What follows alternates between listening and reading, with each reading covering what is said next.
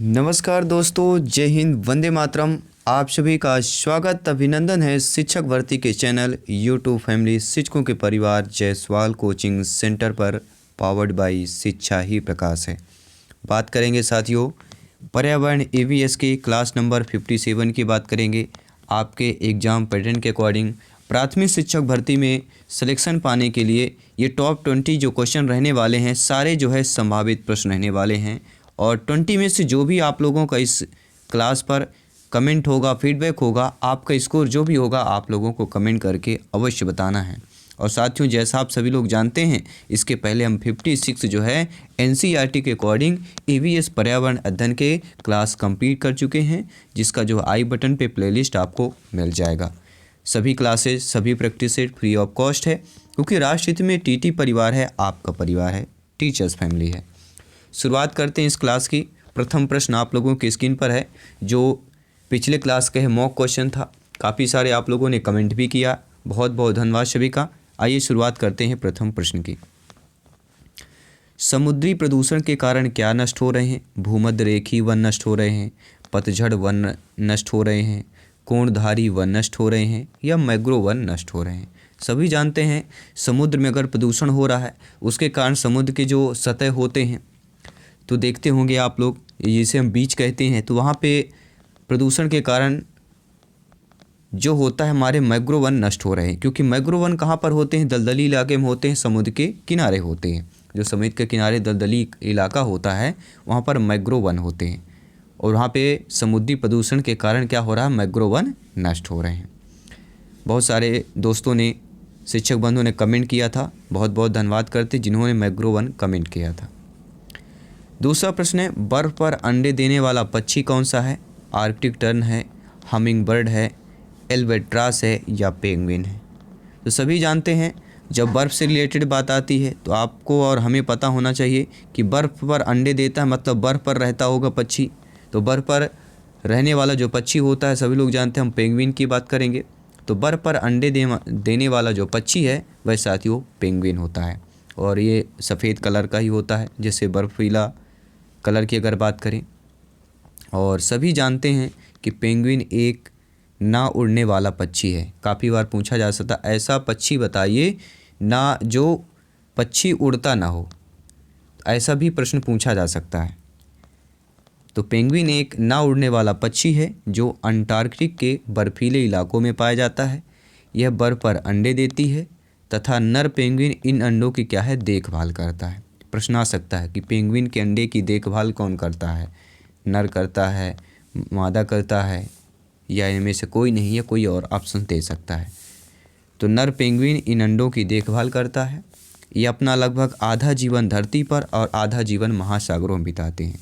ऐसा पक्षी कौन सा है जो आधा जीवन धरती और आधा जीवन महासागर पर बिताता है? वह आपका पक्षी पेंगुइन है। आइए बात करते हैं अगले प्रश्न की। स्मॉग या धुंध कैसे बनता है? धुएं तथा कोहरे से बनता है, वाष्प के संघनन से बनता है, कोहरा तथा NO2 से बनता है, या धुएं तथा CO2 से बनता है। आपका कमेंट, आपका फीडबैक सर्वोपरि है, सम्मान है। प्रत्येक भाई बहन शिक्षक बंधु का, जिनका सपना है अध्यापक अध्यापिका बनना, शिक्षक बनना, प्रत्येक गृहिणी की बात करेंगे, गवर्नमेंट जॉब पाना। साथियों, स्मॉग या धुंध जो बनता है, सभी लोग जानते हैं धुएं तथा कोहरे से बनता है। पहला ऑप्शन सही हो जाएगा। 4 नंबर प्रश्न क्या पूछा जा रहा है? ह्यूमस निर्माण में कौन सहायक होता है? उत्पादक सहायक होते हैं, अपघटक सहायक होते हैं, उपभोक्ता सहायक होते हैं, या साथियों ये सभी जो है सहायक होते हैं। सभी कमेंट कीजिएगा। तो ह्यूमस निर्माण में कौन सहायक होता है? तो आप सभी लोग जानते हैं कि ह्यूमस निर्माण में आपके अपघटक जो है सहायक होते हैं। जहाँ पे आप लोगों का अपघटक ऑप्शन सही हो जाएगा, क्योंकि अपघटक जो होते हैं अत्यंत महत्वपूर्ण जीवित घटक होते हैं, जो उत्पादक तथा उपभोक्ताओं की मृत्यु के पश्चात उनके शरीर का अपघटन करते हैं तथा इनसे निर्मित साधारण पदार्थों द्वारा अपने भोजन का ऊर्जा प्राप्त करते हैं। और आवाज़ थोड़ा आप लोगों को इस समय चेंज नज़र आती होगी, क्योंकि डेली 3 से 4 क्लासेज, हमारी 3 क्लासेज तो डेली हो ही जाती है। और बोलते बोलते आवाज़ भी थोड़ा सा मोटी समझ में आ रहा हमें, और मौसम का भी थोड़ा बहुत फ़र्क पड़ता है। तो आप लोगों का फीडबैक सर्वोपरि है, सम्मान है। 20 में से जो भी आप लोगों का फीडबैक हो अवश्य कीजिएगा। जयसवाल सर आप सभी का अभिनंदन स्वागत करते हैं। 5वां प्रश्न साथियों, चिपको आंदोलन किस गांव में हुआ है? रेणी गांव में, मानमती गांव में, थिरपाक गांव में या हाट गांव में? आप सभी लोग जानते हैं चिपको आंदोलन से अभी तक हमने देखा है प्रत्येक टीटी एग्जाम में एक प्रश्न अवश्य आया है। तो चिपको आंदोलन किस गांव में हुआ? सभी को पता होगा, रेणी गांव की बात करेंगे। कहाँ पर है? उत्तराखंड की बात करेंगे। चिपको आंदोलन पेड़ों की कटाई के रोकने के लिए किया गया एक महत्वपूर्ण आंदोलन था। चिपको आंदोलन की जनक गौरा देवी थी। 26 मार्च 1974 को उत्तराखंड में रेणी गांव से अपना आंदोलन आरंभ किया। इस आंदोलन का कारण उत्तराखंड के रेणी गांव में जगत के लगभग 2500 पेड़ों की कटाई की नीलामी हुई थी और गौरा देवी अन्य महिलाओं ने नीलामी के खिलाफ विरोध किया और ठेकेदार और सरकार के निर्णय में बदलाव न आने पर महिलाएं जो हैं पेड़ों को पकड़कर खड़ी हो गई, जिसमें गौरा देवी समेत 21 महिलाएं थीं। आइए बात करते हैं अगले प्रश्न की। 6वां प्रश्न आप लोगों के स्क्रीन पर है। साथियों, सामाजिक वानिकी का उद्देश्य क्या है? पर्यावरणीय, सामाजिक, ग्रामीण विकास में मदद के उद्देश्य से वनों का प्रबंधक, ग्रामीण क्षेत्रों में चकबंदी, वन्य प्राणियों का संरक्षण, ये चारों गाहों का विकास की बात करेंगे। तो आप सभी जानते हैं कि सामाजिक वानिकी का जो उद्देश्य होता है वह पर्यावरणीय, सामाजिक, ग्रामीण विकास में मदद के उद्देश्य से वनों का प्रबंधन की बात करेंगे। पहला ऑप्शन सही हो जाएगा। अगला प्रश्न दिया गया है कि सागरीय खरपतवार का महत्वपूर्ण स्रोत क्या है? आपका क्लोरीन है, ब्रोमीन है, आयोडीन है या लौह है? ये क्वेश्चन रिपीट हुआ है, वीवीआईपी कैटेगरी का प्रश्न है और हाल आपके टीटी एग्जाम में जो हुआ है सीटेट का, उसमें यह पूछा गया प्रश्न है। तो सागरीय खरपतवार का जो महत्वपूर्ण स्रोत है सभी लोग जानते हैं, हम किसकी बात कर रहे हैं? आयोडीन की बात कर रहे हैं। 8वां प्रश्न है, अम्लीय वर्षा का कारण किसकी सांद्रता में वृद्धि है? SO2 NO2 की सांद्रता में वृद्धि है, CO CO2 के सांद्रता में वृद्धि, CO N2 के सांद्रता में वृद्धि, ये धूल और O3 के सांद्रता में वृद्धि की बात करेंगे। तो आप सभी जानते हैं अम्लीय वर्षा का कारण जो है किसकी सांद्रता में वृद्धि है? तो SO2 सल्फर डाइऑक्साइड और नाइट्रस ऑक्साइड NO2 की बात करेंगे। SO2 और NO2 की सांद्रता में वृद्धि अम्लीय वर्षा का कारण होती है। आप सभी जानते हैं ऐसी वर्षा जिसका pH मान 5.6 से कम हो अम्ल वर्षा कहलाती है। अम्लीय वर्षा के मुख्य कारण वायुमंडल में उपस्थित SO2 तथा NO2 की सांद्रता में वृद्धि है और ये उल्लेखनीय है कि SO2 तथा NO2 गैस विभिन्न स्रोतों से उत्सर्जित होकर वायुमंडल में नमी को सोखने के बाद सल्फ्यूरिक अम्ल H2SO4 और नाइट्रिक अम्ल HNO3 का निर्माण करती है और यही अम्ल वर्षा की बूंदों के साथ मिलकर अम्ल वर्षा का निर्माण करती है। आई होप आप लोग समझ गए होंगे। बात करते हैं अगले प्रश्न की। वायुमंडल के सबसे निचली परत क्या कहलाती है? क्षोभ मंडल, समताप मंडल, आयन मंडल, ओजोन मंडल। प्रत्येक भाई बहन शिक्षक बंधु कमेंट करेंगे, फीडबैक करेंगे। तो आप सभी लोग जानते हैं वायुमंडल की जो सबसे निचली परत हमारी कहलाती है वह कहलाती है साथियों क्षोभ मंडल। यह ध्रुवों पर 8 किलोमीटर विषुवत रेखा अर्थात भूमध्य रेखा पर 18 किलोमीटर की ऊंचाई तक पाई जाती है।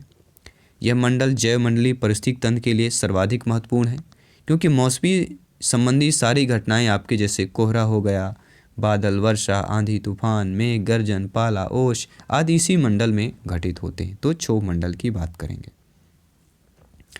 अगला प्रश्न है ओजोन परत की मोटाई मापने की इकाई क्या है? डेसिबल है, डॉप्शन है, पास्कल है या वेबर है? सभी कमेंट करेंगे। कमेंट आ चुका है, आपका फीडबैक आ चुका है। तो ओजोन परत की मोटाई मापने की जो इकाई है, जो यूनिट है, वह आपकी डॉप्शन यूनिट, डॉप्शन इकाई कहलाती है। आप जानते हैं ओजोन एक विषैली गैस है। ओजोन एक कैसी गैस है? विषैली गैस है जिसका निर्माण ऑक्सीजन के 3 अणुओं से मिलकर होता है। ओजोन गैस की परत वायुमंडल के समताप मंडल में पाई जाती है। काफ़ी बार पूछा गया प्रश्न है कि ओजोन गैस किस वायुमंडल के किस परत में पाई जाती है? तो आपका जवाब होना चाहिए समताप मंडल में पाई जाती है, जो सूर्य से आने वाली हानिकारक विकिरण को पृथ्वी पर आने से रोकती है और ओजोन परत की मोटाई मापने के लिए डॉप्सन इकाई का प्रयोग किया जाता है। आइए बात करते हैं अगले प्रश्न की। 11 नंबर प्रश्न है आपका टॉप 20 में से। वायुमंडल के सबसे बड़ी परत कौन सी है? समताप मंडल, ओजोन मंडल, आयन मंडल, क्षोभ मंडल। बहुत ही बेहतरीन लाजवाब प्रश्न है। वीवीआईपी कैटेगरी का प्रश्न है कि वायुमंडल की सबसे बड़ी परत कौन सी है? सभी कमेंट करेंगे। तो वायुमंडल की जो सबसे बड़ी परत कहलाती है और कोई नहीं आपके, हम क्षोभ मंडल की बात करेंगे। यह परत वायुमंडल की सबसे महत्वपूर्ण और बड़ी परत है। इसकी औसत ऊंचाई 13 किलोमीटर है। हम इसी मंडल में मौजूद वायु से सांस लेते हैं। आइए बात करते हैं अगले प्रश्न की। पौधों में अर्धसूत्री विभाजन कहाँ से होता है? सारे जो है वर्ग 3 के लिए आपके संभावित प्रश्न हैं। ध्यानपूर्वक प्रत्येक प्रश्न को अच्छे तरीके से समझें। अगर आपसे प्रश्न आ रहा है तो आप लोग फीडबैक अवश्य करें। पौधे में अर्धसूत्री विभाजन कहाँ होता है? मूल शीर्ष पर, परागकणों में, तनों में होता है या परागकोश में होता है? सभी मित्रों को जय हिंद, वंदे मातरम, इंकलाब जिंदाबाद। एग्ज़ाम फतेह की तैयारी चल रही है। एग्ज़ाम फतेह करना है और 25+ का स्कोर ABS पर्यावरण में प्राप्त करना है। तो पौधे में अर्धसूत्री का जो विभाजन होता है साथियों, वह कहाँ पर होता है? सभी को पता होगा, परागकोश की बात करेंगे। जी हाँ, पौधे में अर्धसूत्री का विभाजन जो है परागकोश में होता है, जहाँ परागण की क्रिया द्वारा निषेचन की क्रिया संपन्न होती है। वास्तव में अर्धसूत्रण एक विशेष प्रकार का कोशिका विभाजन है जो यूकैरियोटिक प्राणियों में लैंगिक जनन के लिए आवश्यक है। अर्धसूत्री द्वारा युग्मक कोशिकाएं पैदा होती हैं। सभी जंतुओं तथा भूमि पर उगने वाले पौधे समेत अधिकांश जीवधारियों में युग्मकों और अंड कोशिका तथा शुक्राणु कोशिका कहते हैं। आइए बात करते हैं अगले प्रश्न की। इंसुलिन की रासायनिक प्रकृति क्या है? विटामिन, प्रोटीन, वसा, कार्बोहाइड्रेट। तो इंसुलिन की जो रासायनिक प्रकृति होती है वह क्या कहलाती है? प्रोटीन कहलाती है। बी ऑप्शन सही हो जाएगा।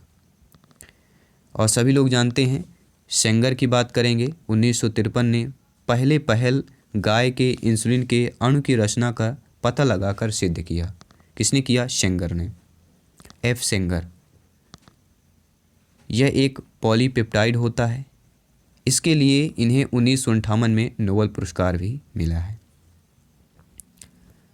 अगला प्रश्न है, भारत में सबसे ज़्यादा कौन सी मिट्टी पाई जाती है? काली मिट्टी, जलोढ़ मिट्टी, लाल मिट्टी, बलुई मिट्टी। सभी यहाँ पे कमेंट करेंगे। तो भारत में सबसे ज़्यादा कौन सी मिट्टी पाई जाती है? सभी को पता होगा हम किसकी बात कर रहे हैं, जलोढ़ मिट्टी की बात करेंगे। जी हाँ साथियों, भारत में सर्वाधिक क्षेत्र में जलोढ़ मिट्टी का विस्तार है और भारत के भूभाग में लगभग 40 से 45% भाग पर जलोढ़ मिट्टी पाई जाती है। जलोढ़ मिट्टी का निर्माण नदियों द्वारा बहाकर लाई गई मिट्टी से होता है। इस मिट्टी में पोटास, फास्फोरस, अम्ल, चूना व कार्बनिक तत्वों की अधिकता होती है, परंतु इसमें नाइट्रोजन, ह्यूमस की कमी पाई जाती है, ध्यान देना है। अगला प्रश्न है, कौन सा सागर यूरोप को अफ्रीका से अलग करता है? लाल सागर, काला सागर, अरब सागर, भूमध्य सागर। आप जानते हैं, आप लोग ज्ञानी सर्वज्ञ व्याख्याता हैं, आप लोग अध्यापक अध्यापिकाएं हैं कि ऐसा सागर जो यूरोप को अफ्रीका से अलग कर दे वह साथियों है भूमध्य सागर। जी हाँ, अलग करने की बात करते हैं तो भूमध्य सागर की बात करेंगे। 15 प्रश्न कंप्लीट कर चुके हैं, आप सभी जानते हैं 5 प्रश्न और करेंगे। टॉप 20 क्वेश्चन की यह आपकी क्लास है। किस स्थलाकृति का निर्माण हिमानी द्वारा हुआ है? लैपीज, यू आकार की घाटी, वी आकार की घाटी या जलप्रपात के द्वारा? तो जिस स्थलाकृति का निर्माण हिमानी द्वारा हुआ है वह हुआ है यू आकार की घाटी के द्वारा, अर्थात बी ऑप्शन सही हो जाएगा। अगला प्रश्न है, ध्वनि प्रदूषण का मापन किस इकाई द्वारा किया जाता है? जल, डेसिबल, न्यूटन, नैनो इकाई। नीचे कमेंट बॉक्स है, सभी कमेंट करेंगे। तो ध्वनि प्रदूषण का मापन किस इकाई द्वारा किया जाता है? तो आप जानते हैं वह इकाई डेसिबल है, जिससे हम डीबी से डिनोट करते हैं। किससे? डीबी। और डेसिबल के बारे में समझें तो आप सभी लोग जानते हैं। आइए बात करते हैं अगले प्रश्न की। भारत में प्रोजेक्ट टाइगर कब प्रारंभ किया गया? 1972 में, 73 में, 1981 में, 1985 में। तो भारत में प्रोजेक्ट टाइगर कब प्रारंभ किया गया था? आपका कमेंट आ चुका है, आप लोगों का फीडबैक भी आ चुका है और वह है साथियों 1973। जी हाँ, क्योंकि देखिए भारत में प्रोजेक्ट टाइगर कब प्रारंभ किया गया था ये पूछा जा रहा है। और एक 1974 सन है, हम उसके बारे में बात करेंगे क्योंकि हम पिछले पार्ट में हम आपको क्लास में बता भी चुके हैं 1974 के बारे में। लेकिन भारत में प्रोजेक्ट टाइगर के अगर प्रारंभ की बात करें तो वह 1973 में हुआ था। गेन मैनफोर्ड विश्व में टाइगर प्रोजेक्ट के जन्मदाता हैं और वहीं भारत में टाइगर प्रोजेक्ट के जन्मदाता कैलाश सकलाया को माना जाता है। मध्य प्रदेश में सर्वप्रथम कान्हा किसली को 1974 में प्रोजेक्ट टाइगर में शामिल किया गया। दूधराज मध्य प्रदेश का राजकीय पक्षी है जिसे मध्य प्रदेश सरकार ने 1981 में घोषित किया था। दूध से दही बनने की प्रक्रिया को क्या कहते हैं? प्रकाश संश्लेषण, आसवन कहते हैं, किण्वन कहते हैं या स्टेरिलाइजेशन कहते हैं। तो आप सभी जानते हैं कि दूध से दही बनने की प्रक्रिया को क्या कहते हैं। सभी जानते हैं अगर ठंड के मौसम में चाय अच्छा लगता है और गर्मियों के समय में दही, छाछ, मट्ठा अच्छा लगता है। तो दूध से दही बनने की जो प्रक्रिया कहलाती है वह कहलाती है किण्वन। सी ऑप्शन सही हो जाएगा। 20वां प्रश्न, इसके बाद एक मॉक क्वेश्चन भी करेंगे। आर्सेनिक द्वारा जल प्रदूषण किस राज्य में सर्वाधिक है? आपके उत्तर प्रदेश में, मध्य प्रदेश में, बिहार में, आपके पश्चिम बंगाल में। तो आप जानते हैं, समझते हैं, ज्ञानी सर्वज्ञ व्याख्याता हैं कि आर्सेनिक द्वारा जल प्रदूषण किस राज्य में सर्वाधिक होता है। वह राज्य किसकी बात करेंगे? पश्चिम बंगाल की बात करेंगे। डी ऑप्शन सही हो जाएगा। और आइए जान लेते हैं आज का मॉक क्वेश्चन क्या है साथियों। परिस्थितिक तंत्र में ऊर्जा का मुख्य स्रोत क्या है? एटीपी है, सूर्य का प्रकाश है, डीएनए है या आरएनए है। 4 बेहतरीन लाजवाब ऑप्शन दिए गए हैं और इतना कठिन प्रश्न भी नहीं है।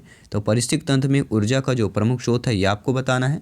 और टॉप 20 में से जो भी आप लोगों का फीडबैक हो नीचे कमेंट बॉक्स में अवश्य बताइएगा, क्योंकि यहाँ पर सिलेक्शन 101% श्योर एंड प्योर है, क्योंकि तैयारी आपके सिलेबस के अकॉर्डिंग, आपके एनसीईआरटी पैटर्न के अकॉर्डिंग चल रही है। तो साथियों जल्दी मिलते हैं नेक्स्ट क्लास पर।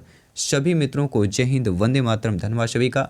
हमेशा हंसते रहिए, मुस्कुराते रहिए, आसपास साफ सफाई बनाए रखें और अपने जीवन में पेड़ अवश्य लगाएं, जिससे आने वाली पीढ़ी को ऑक्सीजन प्राप्त हो सके और CO2 की कमी हो सके। धन्यवाद सभी का।